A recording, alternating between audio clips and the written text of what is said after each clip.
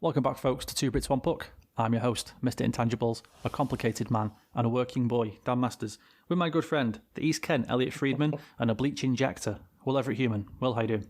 Not so good since I started injecting that bleach, I must be honest. You're kidding. I would have... Good news is, still coronavirus free, so... Swings around. Bad news, now you've gone blind. I don't know, I can't see. Couldn't do. Christ. But What are we doing? You can't be dropping that working boy.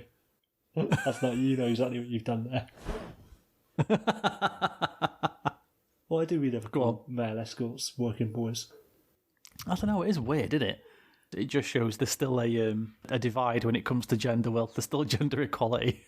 Yeah, we're Even if it comes to working girls and working boys. It's, but it's funny though, isn't it? Is rent boy a slur? I feel like I don't feel comfortable saying rent boy nowadays. Yeah, no, I think it's a slur now. Even if you use it... Yeah, the same time, but... Yeah, maybe is oh, there's a Christ, what the fucking start to the show? This is after a week. Is rent boy the male equivalent of calling a woman a whore? Or like a prostitute? Is it worse than calling a woman a prostitute? I don't know, like, I'd say the equivalent is working girl, but then working girl is definitely more subtle and polite. You'd say working girl at a fucking family dinner. Working girl's almost got some kind of like Hollywood-esque kind of ring to it. Like it's almost, what's the word? Not like it's something to be proud of, but nah, I don't know. Like a kind of, I think it's not glamorous. To me, it I don't sounds like you don't want to. You're trying to skirt around the subject, sort of thing. Like, oh, she's a working girl. You know, she works. But rent boy, there's no beating around the bush there. You're a boy for rent. Do you think also rent boy is also like homophobic? A homophobic slur, do you think? Or not? Yeah, it definitely can be used as a homophobic slur.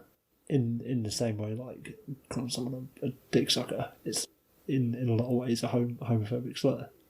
As we as NHL fans all too well know.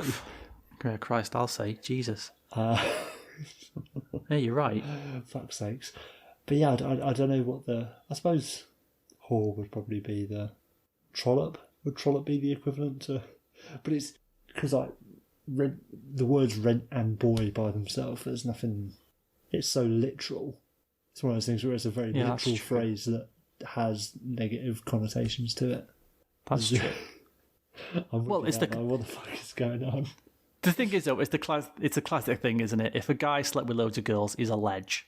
If a girl slept with loads of guys, she's like some horrible slag who's got probably 20, and everyone's just like, oh, that's disgusting. But if your mate's had sex with 40 women, you're like, oh, what a fucking lad he is. What a lad. And you just think, well, that's the thing. It's always been that. I feel like that's like an age thing, though. I think once you get to like your late 20s, it's, I don't know. Unless you're some sort of knuckle-dragging twat, you don't give a fuck about how many people anyone slept with. No, if you're 25 and you're out with a man who's 25 and a woman who's 25, if the man slept with 20 women and the woman slept with 20 men, the woman will get judged and the man won't. As she should. For she should not be patrolling her body around in ways that the Lord our Father would not approve of. Whereas for a man, he's just sowing his seed and carrying on God's chosen people. Of course, yeah, he's got to be a top lad, hasn't he? That's the thing. Like a woman can only have one baby at a time, whereas a man can have as many babies at a time as he wants. So it's simple science, Dan. It's just logic, really. Just logic. Like she has. Of course. A woman has no bloody hell reasonable reason to be sleeping with multiple people, whereas a man does. Do you ever feel like after we've had some of these conversations, you have to say, disclaimer, clearly our tongues are in our cheeks here. We don't believe a single word of this. I don't know. I don't want to accuse anyone of not being up to date with our entire back catalogue, but I'd hope at this point. But you never know. Yeah, it's a good point. The tongue being in the cheek is kind of obvious by the tip of it sticking out the other side. Yeah, definitely. Sure. Here's something else then. Let's get off this, shall we? It's something else. Coming in hot this week. How about contraception? Get out. So, religion. Right. No. Rob McGregor put out a tweet this week that was really interesting because it showed something. I only kind of noticed it when he tweeted what he tweeted. Kevin Keegan, a very famous footballer in the 80s and late 70s, had a meltdown on TV when he was a manager, and it's lived on forever. And whenever people talk about Kevin Keegan, that's all they seem to talk about. I mentioned in the tweet that twice Kevin Keegan as a player was voted the best player in the world.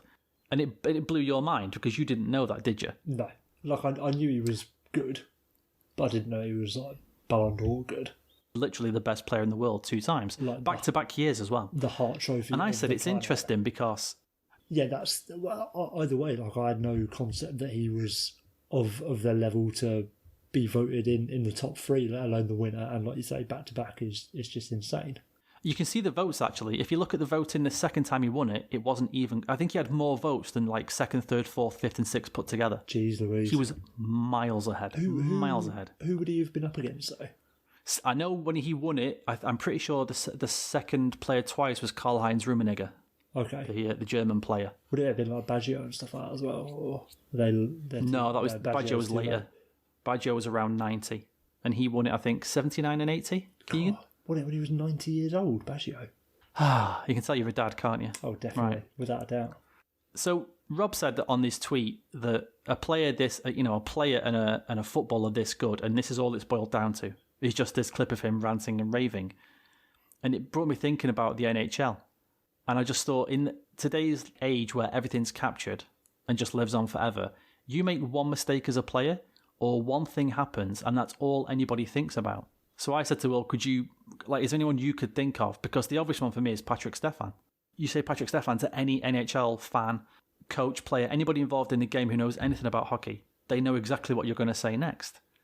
And it's insane that this guy has spent all those years practicing, all those years training, getting up at 6 o'clock every day, going to the rink before the people, gets drafted 1st overall, is fine, a perfectly fine player, fair enough, 1st overall, probably should have been a lot better, but was perfectly fine. But all he's remembered for is that miss. And I said to you, like, could you think of anybody? So I thought of a few, I thought of a couple. So the first one, which I already said to you, was Logan Couture, which might be a little bit unfair, but for me, the only, if I think of Logan Couture, the only highlight that comes into my head is that one of he's in the corner with Datsuk has the puck, and Datsuk dicks him so much that he falls over and then just skates past him, which is so true. An incredible, like, nobody's going to play that on a Couture highlight reel, obviously, but yeah, I feel like I couldn't tell you any goal that Couture scored or anything, and this is a guy who probably could have been playoff MVP a few years ago. Not a bad player at all. The other one that I thought, and like the whole process, which directly links back to Keegan, is I think this is easier to do with players who aren't playing. Incredible players tarnish their reputation as players by moving into coaching or management or ownership or whatever it might be. It tends to be off the pitch or off ice exploits that tarnish a player's career. And the big one that really stood out for me when I thought about it is Kevin Lowe. I thought Kevin Lowe is one that's really, really done it because he's Stanley Cup champion with the Oilers, got his bloody number retired. I think he's in the Hall of Fame. I wouldn't be surprised if he's in the Hall of Fame. Yeah, I could tell you dick all about Kevin Lowe's as a player, and plenty of people couldn't, but everybody knows Kevin Lowe is a terrible executive who's arguably still responsible for the Oilers not being as good as they should be. That's not a bad point, that. That's not a bad point. Do you know which other one stuck out to me straight away? And again, it's a very personal thing because obviously everyone watches different players at different times, and so this isn't like a definitive list or anything. But the other one to me is Patrick Roy. Is him storming off in the where he concedes 9 goals, and I'll never play for this team ever again. And I know he won 4 cups. Who cares? When you say to me Patrick Roy, I never think of some save he made. How many games did he have where he just won the game on his own? Just put the team on his back and stood on his head and won the game. Pretty much all of them, apart from that 9-0 loss. Anytime you say to me Patrick Roy, all I can see is him walking off, walking back, saying what he said, and then walking back again and disappearing. That's all I can think of, which is crazy for a player that good. One. I think another football one that may be a bit more like for the average bod rather than like a die-hard football fan would be Zidane. Oh, yes. Oh, that's really good. What's the only thing anyone knows about Zidane? Is he the headbutt on Marco Materazzi? Yeah, you say Zidane, what do you immediately think of? I mean, the geezer was on fucking Family Guy because of it, or his likeness was used on Family Guy. I doubt that was actually voiced by Zizou. And is there even another footballer that's been on Family Guy? Probably not. Like he it would if there is, it's only either Ronaldo or Messi. Gotta be right. There's no one else. potentially, but I'd say the only way that Zidane's broken into the zeitgeist for those who aren't even sports fans is that headbutt. That's a good one. That's a really good one. That's a hard one though, because I'd still argue that that's the shining achievement in Zidane's career anyway. Just not giving a fuck so much he's going to get sent off in a World Cup final. Last game he ever played, it's a World Cup final. He's wearing fucking gold boots, and the last thing he does on the football, it's 1-1. He's like, fuck it, I'm just going to nut this geezer and that's it. It's over. I'm done. It's beautiful. I'm so happy that exists as a thing that happened. Even as a pure sports fan. Just as a fan of life in general. What did Materazzi say to him again? Oh, something about his sister or something like that. He called his sister a working girl, I think.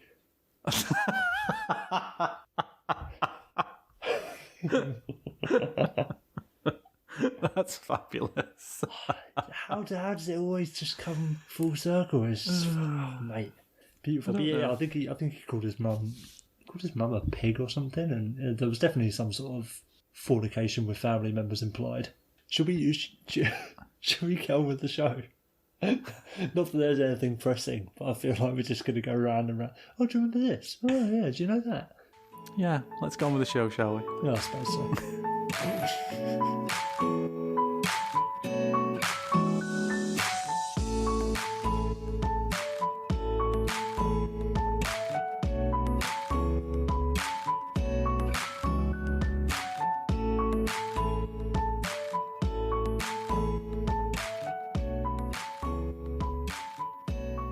In what I feel like happened about 6 months ago, the Winnipeg Jets have terminated Dustin Byfuglien's contract, and he is now a free agent. They've come to an agreement. He had a grievance against the Jets after they suspended him in September because he failed to report to team training. Lots of reports coming out the whole time, how they're going to fix this, how they're going to sort it out. And I'm sure, obviously, because of the pandemic, it's kind of brought things forward, and all decisions were just kind of thought, you know what, let's just get this tied off in a neat little bow. Couple of questions. Where's Big Buff going next, and how much money is he going to get paid, Will? He is going home, and he's getting paid nothing for being at home, I would say. I don't think we'll see Byfuglien again. Do you think he's really done? I reckon he's done, yeah. I'd be surprised if he comes back. Not even a cheeky 1 year to Florida. to Florida specifically. I could be done with Cranville. Maybe. Yeah, he might do like a 1 year at $1 million or something like that. But he's fucking old now, man. He's what, 34, 35? 35, yeah. 35. And I think to an extent, if you're 35 and you've just sat out a year because you don't want to play anymore, why would you suddenly want to come back? Think about this though. If there's a chance the season's going to start up again, yeah, he's free. I know they shouldn't do this, but they will. People are going to ring him and say, get yourself in shape. If you want to play, we'll take you. I don't think people shouldn't ring him necessarily. Probably not for this season, even if you're allowed to sign players for this last bit. But yeah, definitely inquire for next season, because I still reckon he'll be good. If you can get even if he's not top two, like, oh crikey, I mean, worst case scenario, if you get Byfuglien for 1 year, $1 million, you chuck him on your third pair, and he's probably going to be better than a whole load of players. Yeah, exactly. But yeah, I don't think he'll come back. Do you think he will? Yeah, I do. I think he will. I don't think I don't know. I just get the feeling he wouldn't want to go out like this. I think he'd want to try and at least do 1 more year to just try and clear all this away and it not be a thing. He'd want I don't know why. At least come back for 9 games, prove that he can't hang with the league anymore, and then retire in disgrace. And then retire. And the team has to eat up his $5 million cap hit for 1 year. He's got to at least do that. He's earned the right to do that. He's earned the right to do that, and he's earned the right. I can see what you're saying though as well. He's a big guy, and it kind of wears on your body more when you're bigger. You know, your joints ache more. You kind of don't have that speed where you can just kind of nip past people. If you're a big dude and you don't have that drive, or I think it wears on you more, doesn't it? Yeah, absolutely. And not to like body shame the guy, but we've had evidence before that he puts on the weight easily in the summer. So I'd imagine not only is there that big body hockey that's wearing on him, it's probably quite hard for him to get, not necessarily hard, but it takes work for him to get back to playing shape every year. So I know. Yeah, it gets. I mean, the older you get, it gets harder and harder to get into shape, doesn't it? Yeah, definitely. If my lazy ass was in his position, I'd say, fuck that, see you later. Yeah, millions in the bank, why not? Yeah, exactly. And if he wants to go play in Florida, just fucking move there. That'd be Just to turn up at local rink and start wrecking fools. I wonder, especially if we end up looking at like a compressed schedule next year, not necessarily a shorter one, but a compressed one, whether that'd influence him. If he's saying, "Oh, I would consider coming back, but I don't want to end up having to play, a game every 2 days for 6 months." Yeah, like a load management thing. Yeah. Well, or if the weird circumstances that are likely going to surround next season put him off coming back. I mean, I guess you could have it written to your contract, couldn't you? I'm only going to play this many games or something. Yeah, maybe, but then who would want to sign that contract necessarily? Dude, somebody will. Yeah, but then what you're signing a contract where you're promising to healthy scratch what should arguably be a good player every other game. I get what you're saying, but like you said, if he says I'll come back for one last hurrah and I'll take $2 million or something, you're like, all right, yeah, we can't lose really. Yeah, he's worth taking a flyer on, but if it ends up with a situation of him saying, I don't want to play that much, I don't think he's going to be enough of a difference maker for you to sort of hamstring yourself like that, because he would be a healthy scratch. He'd still be taking up an entire roster spot and however much on the cap. You wouldn't be able to put him on OTIR. It'd be like having a dead roster space every other game or whatever the stipulations might be. No, that's a fair point. We'll have to see. Have to wait and see. Linking Dustin Bufflin to our next segment, the Chicago Blackhawks. A bit of a surprise as President and CEO John McDonough has been let go by the team. I think he was hired in around 2006 or 7. Yeah. And he was pretty much seen as one of the major pieces that brought them all that success in the early teens. Be surprised by this? It came about the blue, didn't it? Yeah, but I mean, out of the blue, he had the old vote of confidence a couple of weeks ago, didn't he? And just sort of why get rid of him?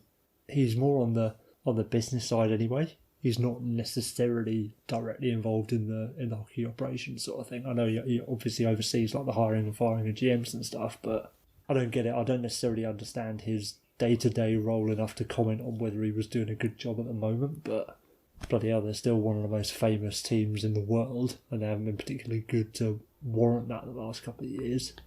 What do you benefit out of it? Just one of those ones that I think unless you are Rocky Wirtz, you don't really know how good a job he's done, sort of thing. Yeah, it's a fair point. Yeah, now his son Daniel's taken over, hasn't he, on an interim basis? Yeah, Christ. So shameful. Ryan Lambert making a point in his column this week of. Did you see the list of people that are likely to get the job? No, I didn't see it. And I'll give you a guess what links most of these people together. I'm going to guess they're all friends of Rocky Wirtz. Well, maybe not friends of Rocky Wirtz, but all the majority of them have been ex-players or current executives in the NHL. And it's of course it's one of those jobs where it's like you absolutely do not need to have played in the NHL to be a fucking team president. Arguably, that's McDonough came over from the Cubs, didn't he? He'd been there for 20 odd years or something, and he came over from there. He'd been an executive his entire career, basically, hadn't he? He was good at running a sports team. All due respect, but like people like Kevin Weeks are being fucking bandied about for this. It's like, what does being an NHL goaltender for a decade do to put you in a position to run a multi-million-dollar organisation? It fucking doesn't. It's absolutely moronic. It's the classic. How many times I talked about this, and it's just that I know that guy's name, therefore he's in the running. Yeah, he's. I just think, do you not interview people or what's the interview process? What's your name again? Graham Smith. I've never heard of you. Get out. Do you have a Hockey DB page? Yeah, all right. Yeah, you're on to round 2, mate. Congratulations. Well done. Come back tomorrow. It's just like, to an extent, I understand NHL playing experience to be a coach in the NHL. Yes, that can be useful. To be a GM or a scout or whatever in the NHL, yeah, I can understand its uses. But to be the president or chief executive or whatever it is of what is ultimately hundreds of millions of dollars corporation, a business, it has no bearing whatsoever. Like, do you think fucking Jaromir Jagr knows how to generate a PR sort of campaign to sell more jerseys in the local area? No, he fucking doesn't. And nor should he. Yeah, exactly. That's not his job, is it? It's just, as much as we rail on these teams for going back to the well with ex-players for the hockey side of things, that makes some modicum of sense. Do you think Asda are looking around and being like, we need to get fucking David Beckham in here to be our president and run our fucking... No, do you know what it'd be? Do you know what it'd be? It'd be a guy used to work at Asda stacking shelves, but now he works at Quick Fit doing tyres. So Asda are like, you were at Asda before, didn't you? Do you want to be the president? Well, just stack shelves. Yeah, but you know what it takes to be an Asda employee. So we need you. Yeah, you wore the uniform with pride. Yeah. Yeah, I did write down a couple of things. I mean, McDonough, he brought back all these like ex-players as like ambassadors, so like Tony Esposito, Stan Mikita, Bobby Hull. They created the Black Hawks convention, which is like massively successful every summer. He got 82 games, all 82 games of the team's schedule on television, which never happened before. I think within 2 years, I can't remember the numbers, but in 2 years, the Black Hawks had gone from being like the 120th best known team in America to 20th or something like that. And the Black Hawks attendance is usually first in the NHL. And at the time of the pause, they'd had something like, 530 sellouts or 520 home game sellouts or something. I mean, that's ridiculous. He did an unbelievable job on the business side of it. It's a weird one. And the business side of it, especially, like, the team hasn't been that good for a couple of years, but what's that John McDonough's problem? Yeah, exactly. They're still selling jerseys. They're still, like you say, still selling out and stuff. They're still having good enough relationships with the NHL to be considered for outdoor games. What more do you want? But maybe it's just an indicator that the Wirtzes want to end up clearing house and they're going to get rid of Stan Bowman's at the end of the season proper and stuff like that. So yeah, that's kind of what it is to me. Is it right? We're having a proper clear out. We're just going to start again completely. We've got rid of our 3-time cup winning coach. We're going to get rid of Stan Bowman. The president's gone. Okay, let's start again and start rebuilding. You can't really argue because it worked before, so why couldn't it work now? It still seems a bit odd.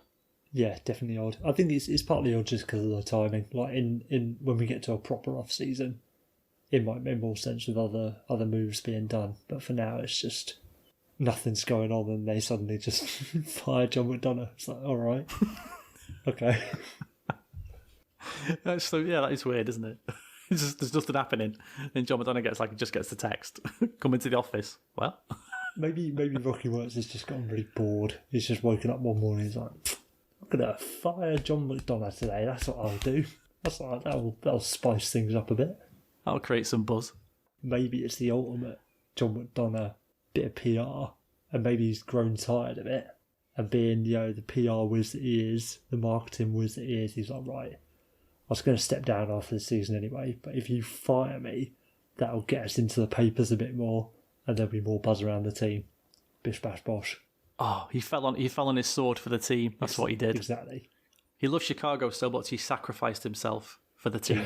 Just for an extra couple of column inches. Maybe he got wind of it. Maybe he got wind of that he was going to get fired. Maybe that's why he did it. If I get myself fired, they'll have to list all my accomplishments like I just did. And that'll be easy. Then I can get another job easily. People are going to be like, they fired John McDonough, the guy who invented the Black Hawks convention. Are they crazy? He didn't want to upload his CV to Indeed.com. So I thought, that's too much effort. What I'll do is this. Well, he's too old for LinkedIn now. He's like, I can't be using a computer. I need to do this the old-fashioned way. I need people to just know who I am and what I do. Do I have an affair or get myself fired? How do I generate some buzz? And you know what? Let's just say it now, shall we? Let's just say it now. There is a team in the southern east side of America that doesn't kind of have great attendance. He has a link there. Maybe Florida? Maybe goes back to Joel. Maybe they have a little rekindling there. I'll put it out there now. I may as well, because everyone's going to say it. I thought you were going to say he was going to go to Ottawa. That would be unbelievable. That'd be incredible. Like, if you want a challenge, bloody hell, there it is. I mentioned to you that we should quickly talk about the Charlotte Checkers and their relationship with the Hurricanes and how it's coming to an end. And allegedly. The Hurricanes are going to be... What? Allegedly. Not that the Checkers allegedly know that. Yeah. Yeah. Or have been told. Allegedly. That. Yeah, allegedly, even though the Charlotte Checkers are already very much strongly hinting at that. And it looks like the Hurricanes are going to be linked to the Chicago Wolves, and the Charlotte Checkers are now going to be linked to the Florida Panthers. And you said you had a conspiracy about this, and I want to hear what this is. Well, I saw somebody put it out on Twitter. I forget who it was, so sorry. You're probably not listening anyway, so it doesn't really matter. But somebody made the point that this could be like a plan by Dundon, which I'm wholeheartedly invested in. So he breaks the what's the word I'm looking for? The link between the affiliation. Affiliation, exactly, between the Hurricanes and the Checkers. Thus meaning that the local fans aren't necessarily as invested in the Checkers as they were, because there's no link to the Hurricanes. In theory, Checkers attendance plummets. The Checkers end up having to file for bankruptcy. Tom Dundon comes in and buys the Checkers on the cheap because they're doing so poorly, and then reinstates the affiliation. Oh my God, please. It's going to happen, isn't it? That's fantastic. I like that a lot. That's got Dundon written all over it, isn't it? Do you know the best thing is when you've got somebody at the head of an evil empire like Dundon is, and he's on his real job, not his side hustle, which is the Hurricanes, but his actual job. Conspiracy things like this kind of make sense, don't they? Oh, absolutely. Like that, there is nothing outlandish about that idea at all. No. I wholeheartedly believe it. You're like, wow, that's really sneaky and underhanded and pretty despicable. Yeah, I'd go with that. Because you just think, well, yeah, of course you would. That's the kind of person that you might be. This led me on to think about Tom Dundon a bit more. And I was thinking, the thing that Dundon has brought to NHL ownership is ruthlessness. And that's something that we've wanted out of the NHL for quite some time. That's true. Be it not giving legacy contracts to older players who are clearly past their best, etc., etc. But as with everything, Dan, it's come at a cost. Because to have that ruthlessness in business, you have to be a cold-hearted, evil motherfucker like Tom Dundon is. See, and he's just hiding in plain sight, isn't he? Behind all the clapping and the basketball on the ice at the end of the game and the 10-pin bowling, the devil's just sat there in his box watching, plotting all the time. I've built this off the blood of minimum wage workers. He's a terrible guy. But yeah, I'm fully invested in that conspiracy theory, and I feel it barely qualifies as a conspiracy theory because it's a very likely situation to play out. Yeah, it can't be a conspiracy theory when there's actually a high chance of this happening. Yeah, it doesn't. It's like if you're betting the chalk at the races, and you're saying, I've got a conspiracy theory that horse is going to win. No. Yeah. It is strange. Something us as English fans don't really understand too much, really, but we've talked about teams relocating before and how it's happened once in English football in like the last 100 years or something ridiculous like that. And it was a massive... Are they really the only ones who've done it? I mean, teams have done it, but certainly not in my lifetime. And that's 40 years. And I'm sure I would have heard off my dad or something of other teams doing it when the MK Dons did it.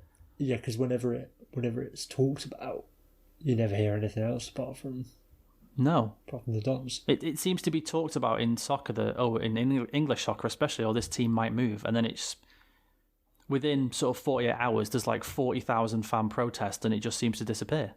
Whereas the MK Dons actually did it. They took an English soccer team and moved them to somewhere else. But we don't have affiliates over here like NHL, AHL teams do to like send players up and down. You just have reserves. You have farm teams where you can loan players too, but it's not the same, is it? You can't just you don't just call them up and down willy-nilly. Yeah, that's more like... Who was it? There was like an Anaheim player, wasn't there, who'd been called up and sent down like 29 times this season already. I mean, that never happens in England. Even with farm teams, it doesn't happen. You might loan that player to a team for 6 months, but he stays there for 6 months. He doesn't sort of pop back in two. Even with like the reserves and stuff, like if you're called up to the first team in footy, you're with the first team. Like you might only play 5 games that year, but you're with the first team. You don't. Yeah. You don't say, the manager doesn't say, "Oh, you're not going to play Saturday, so you're going to go play with the under 21s or whatever." It's you're sitting in the stands and you're fucking watching, bruv.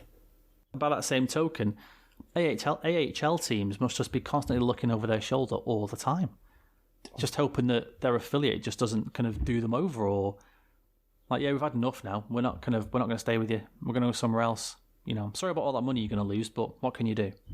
And we just kind of accept it. It's very peculiar. And it's a strange thing where the AHL has to survive with that. Yeah. In a lot of ways, the AHL couldn't survive without those affiliations. And it's such a, like you say, such a foreign concept to me when I'm looking at, if you look at like team rosters of AHL teams when they like change affiliate. So Chicago Wolves to the San Antonio Rampage, the Blues changed, or the other way around, sorry, that the Blues changed affiliates the other day, a few years ago. And it's really weird seeing 1 year, one team's got X roster with X players on it, and then the next year it's got all these other different players. And it's just odd seeing, especially when you've got like prospects mixed in and such.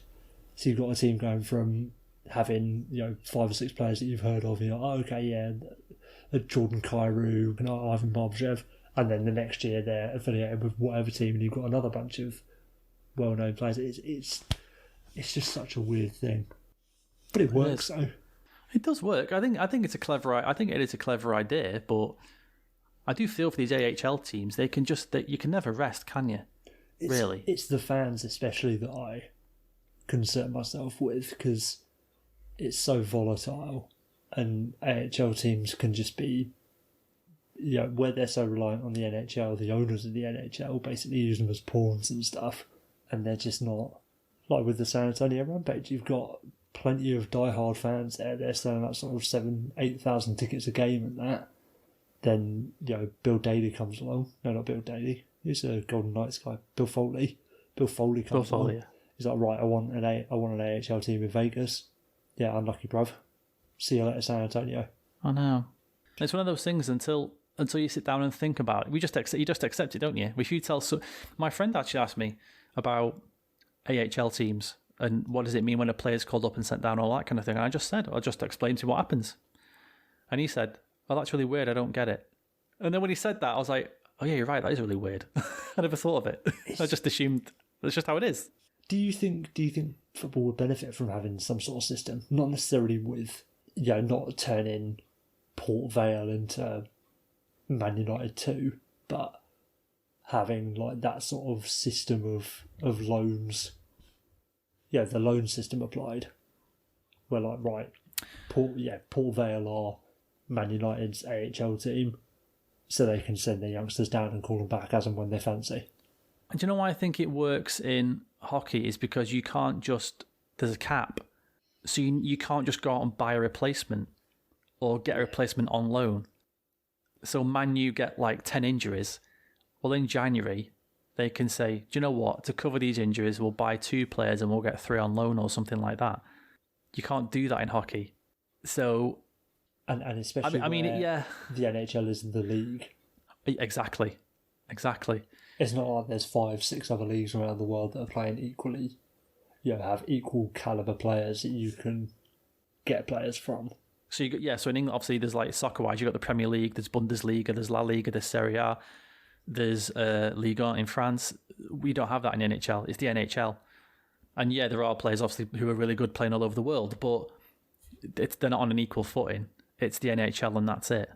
It works for the NHL because I think that is how it has to work. Whereas in footy, like you can just go and there's no salary cap or anything. You can just go and buy wherever you want in theory, can't you? So, but would there not be an argument that it's good for younger players? Like say, I don't know, say like a couple of years ago, Marcus Rashford isn't doing that well. You think, right, he could do some game time, but of a good quality, so not the reserves. But we can't play him in the Prem. Send him down to the Championship for a few games, get his legs back under him, and then bring him back up. They could have done that. Teams do that, though, don't they? If you've got a promising player, like look at Harry Kane. Yeah, but he went to Millwall, he went to Norwich, he was at Leyton Orient. It wasn't like... Yeah, it wasn't like he just started for Tottenham and that was it. Yeah, but those were like season-long... It's like, right, you're 18, let's send you out, get some Championship games under your belt. I see what you mean. Like, Rashford could, in theory, go down for 5 games and see how he does, kind of thing. Yeah. Or like, start, and then just bounce back. The season, right, he's not quite ready, but we want to keep him. Because even if you've got a loan, most of the time it's got to be at least until January, hasn't it? Yeah, I think you can either do like 1 month, 3 months, or 6 months, but you'd never do a month, would you? That's like an emergency loan where you're kind of desperate. Yeah, and you're not going to do that with a young player because that's arguably going to be a hindrance to their... if they're not ready after that month, it's a hindrance to their development. And you don't get any loans anymore that are like instant recall, do you? Yeah, that's true. I don't know. I think both sports work on the ways that they are doing it right now. Yeah, I just think it's. But that's what I'm saying. Like we know the soccer side of it. But if you said to somebody who had no idea about European soccer and you said, "We can just buy anyone you want," they'd be like, "What do you mean you can buy anyone you want? That doesn't make any sense. What do I get in return? You get money. But what's the point of that? I want a player. Do you know what I mean? Like what do you mean you can buy anyone? How is it competitive if I could just buy anyone I want? It's not competitive. Well, that's the point. So if I've got a good player and I don't think you've offered me enough money, I can just say no. So, well, yeah, unless the player's got a certain number in their contract, and then I can just say I'm going to pay that much, and then I can just talk straight to the player, and then buy him even if you don't want me to. So, well, that's not fucking fair, is it? Can you imagine if hockey players had that? That'd be an interesting discussion. If hockey players kind of said, had in their contract, if you get a trade of this caliber, you have to accept it. Or like a buyout clause and stuff. Yeah, like a buyout clause, yeah. Like a minimum fee, like a minimum fee release clause. If you get offered 2 first-round picks and a really good NHL prospect, you have to let me leave. I think it'd have to be pick-based though, wouldn't it? Yeah, it would. I guess like a compensatory pick for a really good, an offer sheet. A really good prospect, you could just say, "Oh no, that prospect doesn't fit the caliber that I'm expecting," sort of thing. So but then, to be fair though, who has the power in soccer? The players. Who has the power in NHL? The teams and the owners. There's the difference. Yeah, isn't it? And even more so, it's the rich clubs. Like buyout clauses benefit the rich clubs more than the small clubs. Yeah, that's true. It's a combination of the rich clubs and the players. So the good players playing at small clubs use their leverage to get the buyout clauses into their contracts, which in turn benefit the big clubs when they want to come and poach these good players from the smaller clubs. Oh, I'd love minimum fee. I'd love minimum fee release clauses in the NHL. That'd be so cool. I'd absolutely love it. That'd be beautiful. Yeah, if it was like, oh, if you get offered 2 first-round picks, you have to trade me. But it'd have to be something like, but then you could tailor them to whatever you want, couldn't you? It has to be a first-round pick, a second-round pick, and a forward prospect who scored at least on average 40 goals a season or something. To like really ramp up the price or something like that. A former first-round prospect or something like that. Like. Yeah, or something like that. Because like you get some amazing contracts then that said like, X, Y, and Z. It'd be like really interesting clauses and how they worded them and things like that. But then the difference again, as we prepare to do 45 minutes on buyout clauses. Contracts. You don't get as many good players or young good players playing for lesser clubs of their own volition, sort of thing. So the one I'm thinking of at the moment is like Moise Kean playing for Everton. Yeah, in theory, that's true. If Moise Kean becomes as good a player as he's meant to become, he will be better than Everton. He should be playing for a bigger club than Everton. So I'd imagine he probably has like a 70, 80, 90 million release clause. Yeah, that's true. And he's the sort of player that you'd have a release clause for, like your Thomas Lemars, or like when Suarez was at Liverpool and we had a £40 million release clause or whatever it was. And yeah, but you don't get that in hockey because either the young players don't have that sort of power of persuasion to get that into their contracts, and the players who are good enough to warrant that wouldn't be signing for shit teams anyway. Yeah, you're right. It's just the Ottawa Senators. The Ottawa Senators have meeting the release clause for I don't know. Think of a really good young player, Cale Makar. Yeah, exactly. Or like fucking Taylor Hall signing for the Senators with a release clause. Like you wouldn't get. You could. Do you know what though? Do you know what would make it interesting though? Is that teams would hoard picks, wouldn't they? So if you did it pick based, teams could hoard. Teams who had loads of picks in the draft would become even more powerful. Because then they could say, well, we can actually meet that release clause. We've got a first. We've got like, in theory, we've got an extra first, second and third we don't need this season because we tanked or something like that and we got rid of all our other players. Yeah, that'd make... It would speed up rebuilds as well. That'd make the league really interesting, giving them an incentive to not trade away their picks just in case they need them for a trade that they're not going to make later down the line. Yes. I think this is really... The more we talk about stuff like this, it fascinates me how two sports, it doesn't matter what the sport is, what the game on the field or on the ice or whatever it is actually is, the sort of the finances and the politics and the actual administration of different sports leagues cannot be compared at all. It's just so interesting how the basic fundamental organisation of a sports league can be so different. It would take one player to change it, because it changed in football because of Jean-Marc Bosman, who we've talked about before. He changed football forever. That's why it changed. That blows. And he went to court too. to do it. It would have to take a hockey player doing something of that nature, going to court in Canada and America and beating the NHL, and then say, well, now contracts have changed because of player X. It's now this rule. It's the Taylor Hall rule or whatever, where a player has decided, I want this to happen. It's unfair because of this, and he wins his court case. But then I don't think there's anything inherently unfair about. Well, there are plenty of unfair things in the NHL, but not quite as egregious as the Bosman thing, where footballers were under contract with football teams for life. They were under contract, but without having a contract. Yeah, there was no contract. Yet they were under contract. We're not paying you. We don't have to pay you, but you're not allowed to conduct your business elsewhere. And there's nothing. Do you not think it's like an escrow thing or something like that? I think escrow's always an interesting one, really interesting one to me, because it's not the player's fault that the money isn't made. Yeah, exactly. Oh, you see, you could do 2 hours on the whole escrow thing, but that to me is something where there's something there that a player could look at and say, yeah, do you know what? I'm going to challenge this as best as I can. I know they never will. They never will, because they just wouldn't. But that's the only thing I could think of that is even close, and it's not, but even close to like a Bosman type thing where you're being punished for something outside of your control. Well, financially. It's going to be a big thing next year where there's like fucking I'll say 95% escrow fees. But Jesus. The last thing on the issue with that, I think, not only is there nothing quite as egregious as the Bosman situation, if I'm correct, I don't think there's actually a collective bargaining agreement in football between the PFA and the FA, or FIFA, or whoever it might be. So any rules in the NHL, on ice, off ice, or otherwise, are actually agreed to by the players.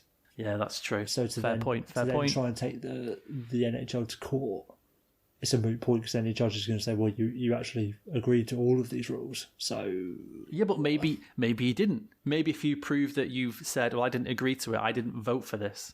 Yeah, and I get what you're saying, because if the vote passes like 52%, 48%, well, the vote passed, so tough. But is it tough? Because if you're one of the 48%, you can say, I didn't vote for this. I didn't agree to this. It's not my fault. Let's not mention 52%, 48%, Dan. That's not a helpful number. I wonder why I picked those numbers out of my head. So why are they so fresh in my mind?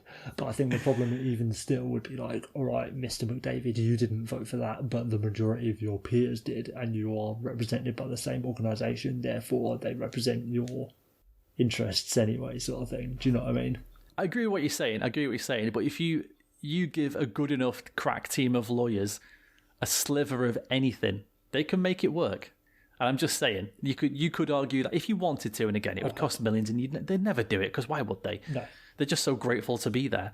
But yeah, you could argue the entire CBA is agreed to under duress from the owners. Yeah, yes, exactly. Exactly. God, fucking hell. Absolute XO podcast here. Oh, beautiful. Which will lead us on to our next point after this short message. We are on Spotify, iTunes, Google Podcasts, YouTube, and played as white noise during SAS training. And if you could leave a 5-star review for us, that would be fantastic. This part of the show is brought to you in conjunction with the amazing people over at Wave Intel. Let Jason and his crack team of statisticians take you through a myriad of easy-to-read hockey charts and data. This will be critical viewing when the season's back up and running. So get over there now. Wave Intel, online and on Twitter, being smart, so you don't have to. So, Kurt Overhart, I think I'm pronouncing his name right, had an idea this week, which was that when the league starts back up, there's going to be obviously cap issues, and there might be cap issues next season. He's promoting an idea that you have an exceptional contract in the team. And that's basically a contract that wouldn't count against the cap. That's as basic as I'm going to make it, because there's tons of reading out there. He had this whole thing on his page about... by the way, Kurt Overhart is an agent for quite a few players. He's an agent. Basically, if you can think of a holdout of the last 10 years, Kurt Overhart was probably involved with it. I think he's Josh Anderson's, Johnny Gaudreau's, a couple of other people. Yeah, he's got a post on his company's webpage, and it goes into percentages and escrow and all this kind of thing. But let's just sort of boil it down to a very simple question, which is, Will, would you agree to an exceptional contract for one player per team? If there's one thing I'm pro, it's NHL owners, Dan, as we all know, and I don't think don't think this is fair because it's another way for the players to get one over on good, hard-working people such as Jeremy Jacobs and Eugene Melnick, who should not be separated from their dollars, least of all by NHL players. I don't know is the serious answer. Like, I guess so. Maybe, because there's a similar thing in the NFL, isn't there? There's an exceptional player, like a franchise tag, isn't there? A franchise tag, yeah. Is that a similar thing? Kind of. They mentioned in it that, and this will sort of move on to answering your question, to me it's a bit more like Major League Baseball, where you have something called a luxury tax. Yeah, so where you can want to, you can spend over the cap, but if you do it for 1 year, you get hit with a fine or something like that. But if you do it for 2 years in a row, then you start to lose draft picks. 3 years in a row, it's like roster spaces are cut and all this kind of crazy stuff. So there are ways for it to not happen, which is... You can only fucking ice 14 skaters. Yeah. You know what I'm saying, though? So in baseball, that's how they've kind of tried to get around the luxury tax. And teams will go all in for a season or two, and then they'll just like scrap everything. We've got nothing. Trade our best. Like the Boston Red Sox have just done it. They won a World Series, and they've just said, right, that's it. Everyone's gone. All our best players are out. We're just starting again completely. And that's what they decided to do to get to that World Series. Because the argument was, if you're a massive market team, for example, if you're the Leafs, your exceptional contract will be higher than a team like, say, Ottawa. Because Ottawa doesn't have any players who are going to make don't make any players who make $11 million. Well, you said it's an option, so you don't have to have an exceptional contract anyway. You don't have to. And if you want to, you're going to get luxury taxed. Is there an argument then to just shift to a luxury tax system anyway? Because then you've got like half the league working on like a hard cap and the other half working on a weird luxury tax thing. And there was a little mention of it only affecting... The thing I read said something like, if big market teams do it, then they have to pay a luxury tax, but small market teams do it, then they don't. Like there was a mention of the market size affecting whether you have to pay a luxury tax or something like that. Here's my issue, is that I don't see the point of having a salary cap if it's not a salary cap. Yeah. Do you know what I mean? There's either a salary cap or there isn't. If you're going to, and like we said before, teams will always find, when we talked about the David Ayres thing and how they talked about having like an extra goalie who only plays as an e-bug or something like that, teams will find a way to fudge it. They'll find a way to get their other two goalies more rest. They'll just find a way to do it. If you've got a luxury tax and it's kind of a soft cap, teams will find a way. Definitely, and it's another thing that's just going to benefit the richer teams rather than the small teams. Yeah. Because and like we said, with footy, that's what happens. The really rich teams are always the really rich teams. There is no change. Even if you get like a new owner from outside backing, say Notts County, it doesn't change anything. Like Notts County got bought by a billionaire, they don't end up being the best team in England just because they've got the most money. It's because they're not old money. You know what I mean? I mean, the best example of this is Manchester City. They're the absolute best example of a team who were doing nothing and were then bought by billionaires. But like billionaires with a hard B. Not just a billionaire, billionaires. And they had to throw obscene amounts of money at players to go and play at Manchester City. And it worked. And now they're seen as an attractive team who can get good players because they've had success and they challenge for trophies every year. So if you offer a soft cap in some way, or if a team has to pay a luxury tax, they're just going to gobble up all the best players because they've got more money. Who's going to want to go and play in... Well, I can ask this question anyway. Who's going to want to go and play in Ottawa if they have a choice to not? Yeah. You can go and play in Boston. You can go and play in Toronto. You could go and play in Washington or Pittsburgh or Edmonton, where they've kind of got more fans and more money and they're more well known. And it's not even a case of they've got effectively one roster spot outside of the cap. It's we can offer you more money because of it. It's not just saving money against the cap to give everyone else more money. That money is going to go in the pockets of the better players. Kurt Overhart had an amazing point in regards to players, what they get paid and things like that. And that in the 1999-2000 season, the 4 highest paid players in each sport was, so Shaq in the NBA made 17 million, Troy Aikman, NFL, was 10 million, just under 11, Albert Bell, baseball, was just under 12 million, and then Yager, NHL, 10.5 million. All pretty much the same. But now, 20 years later, Conor McDavid makes 2 million more than Yager did. Whereas in baseball, now the highest paid guy makes $26 million more. In American football, it's $25 million more. In basketball, it's $26 million more. Whereas hockey's just stayed the same. And Kurt Hovart's point was, well, why aren't we moving up with these contracts, even like remotely? From NBA, NFL, and baseball combined, on average, you're looking at about 190% increase. Whereas in hockey, it's 20%. And that's the thing. And it's not like the NHL's losing money. Like the average player in basketball now makes more money than Shaq would have. Yeah. Whereas the average player in hockey makes half, if not a third, of what Yager made. Which is insane. Which is absolutely mental. And the thing I don't get with like the cap as well is like, where's this fucking money going? Like they got $500 million the other year from Vegas, and they're getting another 650 from Seattle in a year or two. It's not going to the players. How's the cap only going up by like 2 million? One of the first things we talked about on one of our first ever shows was the cap, and how we said the same thing. What are they doing with all this money? Where's it going? Like, does Bettman just have a massive stash of billions of dollars left somewhere just in case some shit hits the fan or something? I mean, Christ, case in point, maybe the shit has hit the fan now. I don't know. But the shit's hit the fan. Where is it? We're still laying off arena workers and shit. Like there isn't the money isn't there because it's been paid for Eugene's court fees. It's bought Jeremy Jacobs another fucking yacht. It's bought fucking Tom Dundon another stash of dead poor people's gold teeth. Like it's fucking. There's a joke for nobody. There's a joke for one person. Yeah. That's the thing, though, isn't it? Like without getting too philosophical, as has been exposed by this entire coronavirus situation, billionaires never foot the bill. Fucking never. No. It doesn't matter what happens, your billionaires are still turning a profit. Like their companies can go into administration, but they're still turning a profit. That's what it is. Anything as I'm sure we said in that discussion you were mentioning, how the fuck is anything to do with the NHL not hockey-related revenue? Like, what are we fucking talking about?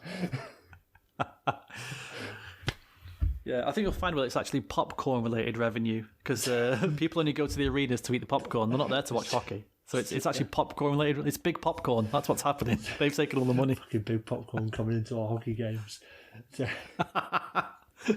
Yeah, I think from like a player perspective and like a players' rights perspective, a luxury tax for an exceptional player would be fantastic, because then players can get more money, which they deserve, and take more money from the owners if they're willing to give it.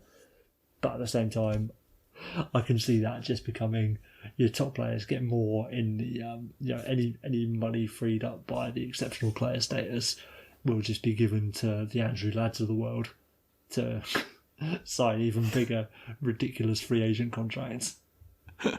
Who would be the first player to accept that massive contract and go against the good rules of hockey, which is for the boys, and we're all in it together? Well, I don't know, if it's next year, it's probably Taylor Hall, isn't it? Oh yeah, good point. Because he'd be like, right, I fucking need this money. If I'm going to be doomed to being the most depressed player in the NHL, I better at least be getting fucking paid for it. I'm going to need $18 million a year because I'll end up playing in some shit team again. So fuck it. I need all the cash I can get. I need a bonus for every draft lottery I attend. Quick little point about this is that he made a point about Nathan McKinnon saying, I'll take less again on my next deal because I want to win. And I just think, why? Why should he? Why should he be taking less money than he's worth? That's insane. Yeah, but then for me, that's not a good argument because that's of Nathan McKinnon's own volition. Nobody said. Yeah, but is it not like a Stockholm syndrome type situation with some of these players? Yeah, and there is an element of I don't know, I'll say you've got like 2 pints of milk left. You're like, right, I won't have as many cups of tea today, so it can see me to the end of the week or whatever it might be, sort of thing. It's sort of that kind of mindset. Whereas players in baseball, American football, and basketball drink all the milk and then go out and buy 7 more pints because they can. The money's rolling in. I'll have a bath in the milk. I don't give a shit. Get me a milk shower. That'll do. But then there's an element of... There's a couple of things that are going to go against this. Is A, obviously the owners being willing to pay this money to these exceptional players, and B, the players actually being willing to exercise their right to be an exceptional player in negotiations. If Nathan McKinnon's already saying, I'll take less money in order to win, do you think he's suddenly going to turn around and say, actually, I'm going to be a right dickhead and force Joe Sakic to give me $16 million and have me as an exceptional player? I don't think. Can you imagine how ostracised in the locker room you'd be if, say, 2 guys have their contract negotiated before you, they take the standard rate, and then you go in and take the exceptional player tag? Yeah, and that's already an issue. You'd be like such a black sheep. Especially if there are then penalties around it that in the future mean that it costs the team. Even if it's just like a second round pick if you have an exceptional player for 2 years or whatever. Do you think the Nathan McKinnons of the world are going to be like, right, I'm going to happily cost our team down the line so that I can get paid? They're already not doing that. And the small market GMs would never agree to it, would they? There's no way. I think because like we said, it would make them smaller. And because their owners can't afford to take advantage of it, so why would you vote for something that you can't use? That's a good point. Did you hear that Bill Peters has got another job? I most certainly did. Now, I hate to be a xenophobe, Dan. And yet, you're going to say something like... Where has he got on this job, Dan? Bill Peters will be plying his trade for Avtomobilist, which is in the KHL, which is in Russia. Are they the ones... What's their logo? I can't remember. No, it's Akbar's with the snow leopard, isn't it? Who's the one with that triangle, where it just looks like a fucking oil company? Is that Avtomobilist? There's some really... Oh, no, okay, yeah, they're the red and black. Yeah, it looks like it almost looks like something you found on the side of a plane. Yeah, I was thinking it looks a little bit World War II, doesn't it? A little bit. It does a little bit, yeah, a little bit. Maybe a little bit Hugo Boss, shall we say? Fuck's sake! I'm just saying it looks a bit Hugo Boss. So, is there anything wrong with that? No, nothing behind that at all. That's fine. Carry on. That's what we're saying. It's a good place for him to get a job, to be fair, because you can't racially abuse any African American players in the KHL because they're fucking aren't they? Apart from Nigel Dawes. A few. Right, what? Alright, there's Nigel Dawes. DSP's playing in... DSP, I was going to say, DSP was one I was thinking of. DSP's playing in China. He's in a different fun country. He plays in the KHL. They're in the KHL. And so, I'm just saying, there's somehow even less chance of him encountering an African American in the KHL compared to the NHL. I'm hoping he said to his wife something along the lines of, Christ, I need a new job, but where am I going to go where I'm not even tempted to say the wrong thing? And his wife went, I've got it. No, it's not about him being tempted to say the wrong thing, it's him not having any consequences for saying the wrong thing. Oh my God. Do you know who's currently contracted to Avtomobilist? Aside from the most famous player they've got, who is there? Someone else I'm not thinking of? Well, there's Pavel Datsyuk. Yeah. It's Nigel Dawes. Oh, it's Nigel Dawes there. Oh my God, he is. You're right. Of course it is. Oh Jesus Christ! I doubt it would be there for much longer. I think he's just requested a trade. He's got a minimum release clause of no racial abuse. It's going to be the fucking Balotelli to AC Milan thing all over again. Oh Christ! What do you want me to say? Like he's a bad guy. He didn't even apologise for saying the N-word to Akeem Alou. Or saying the N-word in front of Akeem Alou, not to him. It wasn't about him. That's fine. And he's got a job in the fucking KHL. Some fucking oil barons giving him a fucking job because he probably has the same views on minorities as Bill Peters does. So I'm kicking myself because I should have spoken to Gillian about this, Gillian Kemmer about this. Friend of the show, Gillian. Shout out to you. And got her side of it because obviously she's got like super close ties to the KHL and knows everything that goes on over there. Yeah, I wondered if any word had come out of the KHL about what he'd done or what people thought about this appointment. I'd imagine because it's easy for us to. I get it. It's easy for us to make jokes and say, well, and everyone on Twitter said the same thing. Well, he'll be fine in Russia then. But I don't know. I've never been there. I'm not going to pretend to know what the people are like. You can't just like say that they're all going to be fine with this. Maybe some are not. I don't know. And I probably should have spoken to Gillian really and got like a side of the story from her. It's all right, Dan. I can tell you for a fact that every single Aftermobilist fan is a raging racist. Raging. think like Italian ultra racist. Like that's what we're talking about.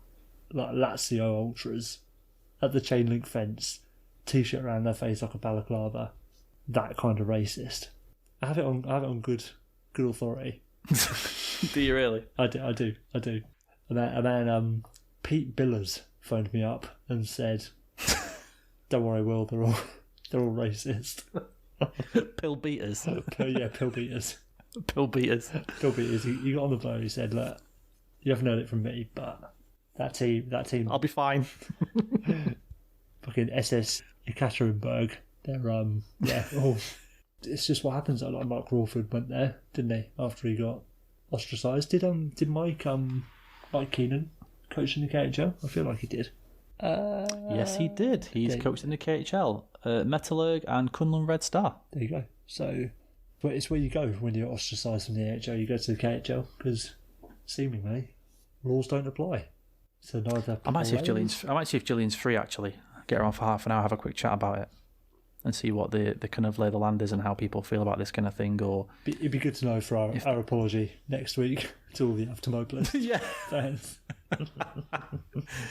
after we get sued by Aftermobilist. Or my resounding "I told you so." Which is like, oh crikey, yeah, they are. They are. So Gillian, good to have you on. I've heard what are Aftermobilist fans like? Oh, they're terrible, mate, let me tell you. Like crikey. Absolute massive racist. They're awful. Have you heard of the so-called IS? Yeah. Oh God. Why do all of our segments end with someone saying, "Oh God"? I don't know. I don't know, Will. I've got no idea why. I mean, couldn't tell you. Couldn't tell you. All right. Last thing this week. This is something, just a little thing I saw I thought was really interesting. The Calgary Flames have signed a player dubbed the Norwegian Gretzky. Emilio Pettersson, the 20-year-old from University of Denver. He signed a 3-year deal with the Flames on Monday, I think it was. He was a kid who had loads of YouTube videos back in the day, and he was doing stuff like, I think he was like 9 or 10 or something like that, and he left Norway for America and, was chasing his dream basically. If you're dubbed the Norwegian Gretzky, are you thinking, this was more the kind of the, all right, yeah, fine, they got this player, whatever. Here was my question. Are you more thinking, this lad must be unbelievable? Or are you thinking, well, he's the Norwegian Gretzky. I'd be like the British Gretzky. It's nothing. Yeah. If you hear that, what are you thinking? If you're being compared to an incredible player and you have to have your nationality as a caveat, it's never good, is it? And it's a kiss of death as well. It's like, I don't know, El Hadji Diouf was the Senegalese Pele, but Ronaldo. We all know how that turned out. It's I'm sure he's going to be good. I'm sure he'll be fine. How many points, right? How many points does the Norwegian Gretzky have to have for him to be considered a success? We've got to have more than fucking Matt Zuccarello, because Matt Zuccarello's Norwegian Gretzky already. You've got to at least have more than who's that geezer played for the Avs and the Blackhawks, and Andreas something maybe. He wasn't very good, is the long and short of it.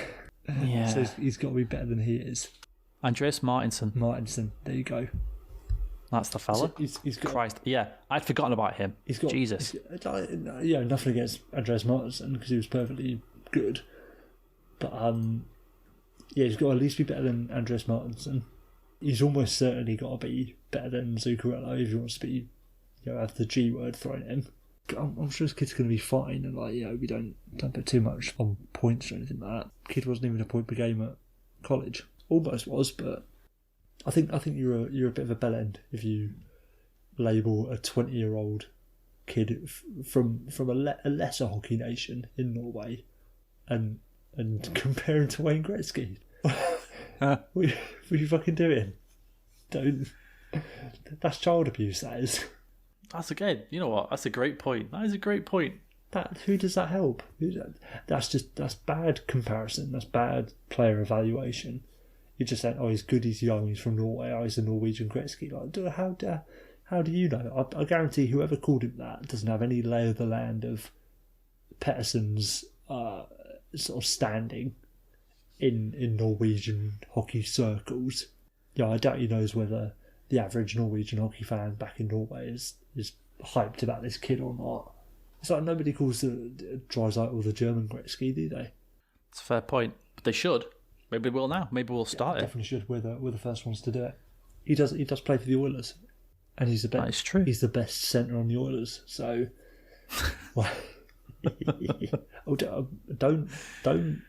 don't shoot the messenger. I'm just relaying Jason's apt analysis. But I think a bit of a dick move. And I can't say I'm more excited for him than I'm more excited for Quinton Byfield next year than Emiliano Pettersson. No offence. Yeah, you're more excited for. Let's quickly transition to this. Are you more excited for Byfield or Lafreniere? Oh, Byfield without a doubt. Yeah, me too. I'm exactly the same. Buzzing, absolutely buzzing. Like Lafreniere is such a. I'm sure he's going to be good, but there's nothing. He's a bit of a nothing player. Like he's too good at everything. Yeah, I absolutely agree. But Byfield could cut. Byfield was the first prospect that I knew about before going to junior. So when he was playing in midget, he was the first one I'd heard of. I was like, there's this kid, Quinton Byfield. He's fucking 9 foot tall. He weighs 28 stone, and he's just trucking kids. It's like, all right, give me a bit of that, please. I'm excited to see what Byfield does next season if he plays. I want to see what this Stutzel kid's all about, the German kid. I think they're the two that I'm most excited for from the draft. Obviously, it'll be good to see what Lafreniere does, but I don't think he's going to be very interesting to watch, if that makes any sense. Yeah, I get what you mean. He'll be good, and we'll go, oh yeah, he's really good. Yeah, he's good. What is there to talk about, really? But it's like, I don't know, say you watch a game and Carl Hagelin's playing back in the day. I want to see Hagelin because he's really fast or whatever. He might not be a very good player, but he's got a defining trait that you want to see about him. And with Byfield, he's meant to be basically Eric Lindros. Dude, hang on, how old is he? He's 17. Oh my fucking god. He's 17. He's 6'4", 220, isn't he? He's 6, yes. I've got it, a bit low, but 6'3", 215. 17. Oh my god. Just mental. Just absolutely mental. And if you ask any true hockey fan what you're excited for next season, Lafreniere deking 4 players and sticking it top cheese, or Byfield just murdering fools on a check. I know what I want to see. But that's the thing with Lafreniere. As far as I understand from what I've read about him, he's not even that kind of Deke 4 players. It's all people are all talking about. He plays a pro game. He has the good hockey. He doesn't have to Deke 4 players because he's already in the right space. So he'll be really productive and he's a really good player that you'd want in your team, but he's not necessarily going to be a highlight reel generator in the same way Braden Holtby doesn't necessarily make a lot of highlight reel saves because he's just in the right place at the right time. Whereas, I definitely want to see Byfield just absolutely trucking past players. I really hope the Sens get the first 2 picks. Even if they get two in the top 3. Not much of a chance of it happening, but I think there's enough though. Depending on how we... There's enough, but nobody... I mean, Lafreniere has been the consensus number 1 for ages, but Byfield has also been talked up a great deal. And the other players are all very good, but it is those 2 that everyone talks about.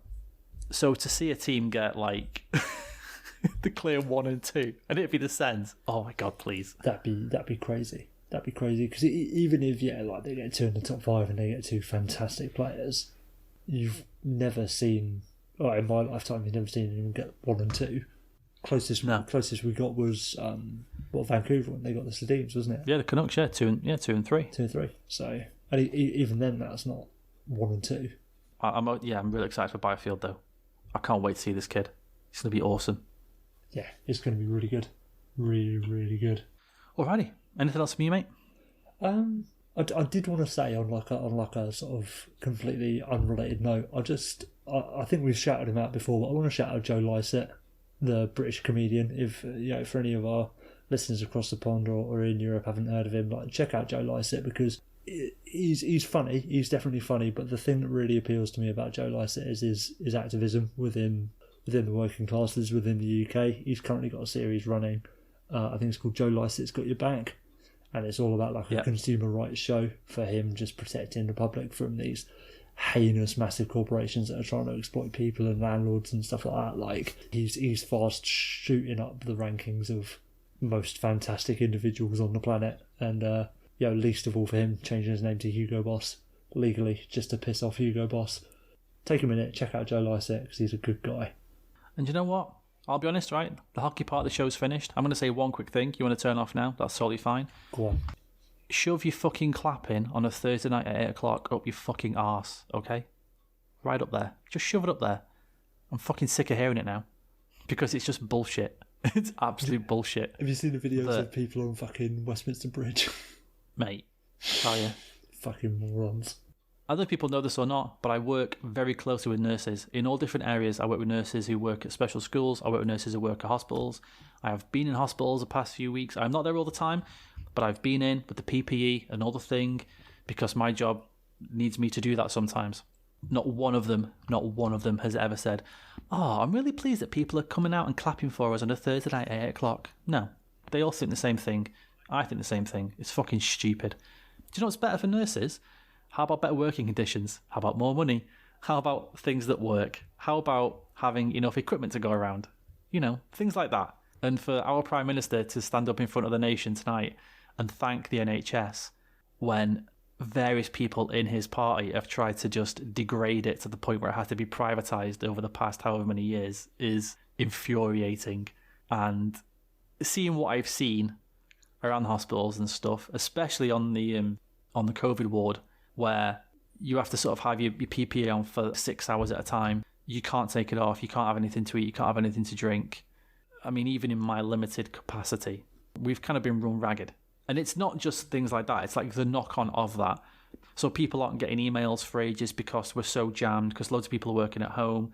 So any issues with IT aren't getting sorted quickly. So there's been an issue with the email system, which we all used. So people aren't getting emails, which has led to a knock-on for me because I've been helping out at a school that has children in it with disabilities, and it means that they've had issues with their IT, but they can't get the thing fixed because obviously IT's emails aren't getting through. So it's causing like backlogs there. There's backlogs in ordering equipment. There's backlogs in getting just basic equipment. I mean, things that you wouldn't even think, things that aren't related to the pandemic. So we have filters that belong to machines that help children cough and things like that. You couldn't get those filters because the supplies team was so behind because they're trying to keep up with everything else. They're trying to keep up with all the PPE stuff. And just coming out and clapping people on your street. I get it. I get it's meant to be, a nice positive thing. And I do appreciate that message, but just it doesn't help. It's just pointless. Sorry. Clapping doesn't help if you're voting Tory, if you're not supporting doctors and nurses when they're striking for better pay and better working conditions, if you're buying The Sun, if you're buying the Daily Mail, none of it makes a fucking shred of difference. If you do any of those things previously listed in your clapping, that is a purely self-serving, save your ass from the fire sort of shit, and it's not fucking acceptable, and it's not going to fucking save you from jack. The NHS should be protected, and the only way we can protect it is by getting the billionaires in the Tory party the fuck away from our government and the fuck away from our NHS. I have to get that off my chest and out to a public forum so it can be heard forever and evermore. When I like to climb on my soapbox down again. I hope for some reason in 1,000 years after the heat death of the sun, this episode is the only thing that's retained on iTunes. I was like, I wonder what the NHS was. Yeah, I wonder what they were talking about. That's interesting. Yeah, funny. All right, thank you everybody. Take care. We'll talk to you next week. Peace.